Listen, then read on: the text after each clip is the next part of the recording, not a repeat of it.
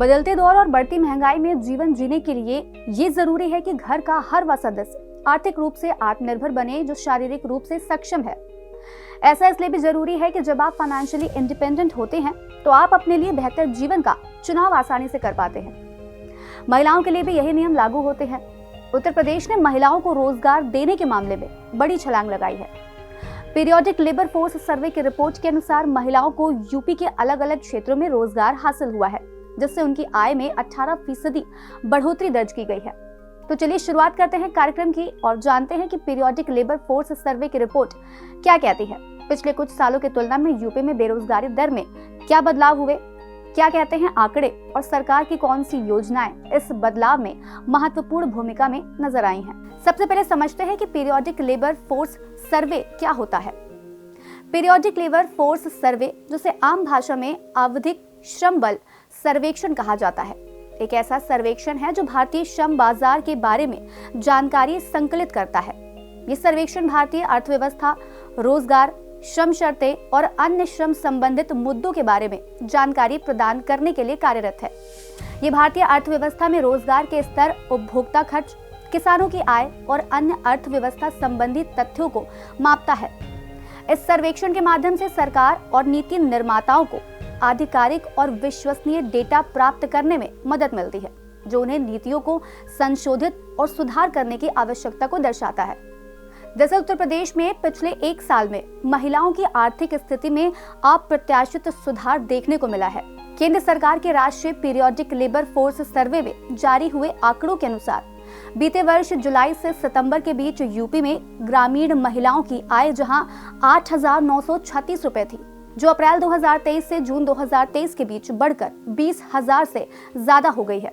Report के अनुसार ग्रामीण महिला श्रम बल भागीदारी दर साल 2018 से 2019 में लगभग 20% थी, जो 2020 और 21 में बढ़कर 28% हो गई थी। वर्ष 2022-23 में ये दर 53% तक पहुंच गई है।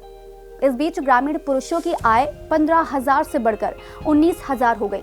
शहरी क्षेत्रों की बात करें तो इसमें कुछ खास अंतर देखने को नहीं मिला। हालांकि शहरी महिलाओं की आय 19,000 से 22,000 रुपए हो गई। अब महिला श्रम शक्ति को नियोजित करने में यूपी के पहला स्थान हासिल करने के पीछे केंद्र और यूपी सरकार की कुछ योजनाएं मददगार साबित हुई हैं, जिनका लाभ महिलाओं को मिल रहा है। सरकार की एक जिला एक उत्पाद योजना के तहत परंपरागत उत्पादों की मांग में आई तेजी का असर ग्रामीण क्षेत्रों में भी दिख रहा है। इन उत्पादों के बढ़ते ऑर्डर घर से बाहर ना निकलने वाली महिलाओं के पास भी पहुंच गए हैं। वहीं बड़े कारखानों में श्रमिकों को रोजगार तेजी से मिल रहा है, जो कि विनिर्माण इकाई यानी मैन्युफैक्चरिंग यूनिट के विस्तार का संकेत है। इसके अलावा सरकार की योजनाओं को लोगों तक पहुंचाने में महिलाओं को नियोजित किया गया है।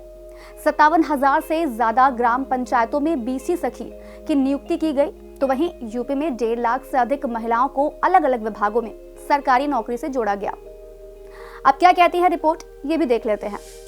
नेशनल सैंपल सर्वे ऑफिस की ओर से जारी की गई पीरियोडिक लेबर फोर्स सर्वे की वार्षिक रिपोर्ट के अनुसार देश में जुलाई 2022 से जून 2023 के बीच राष्ट्रीय स्तर पर 15 वर्ष और उससे अधिक आयु की बेरोजगारी दर सामान्य स्थिति में वर्ष 2021-22 में 4.1 से 3.2% पर हो गई है। यहाँ बेरोजगारी दर को श्रम बल में बेरोजगार लोगों के प्रतिशत के रूप में परिभाषित किया गया है।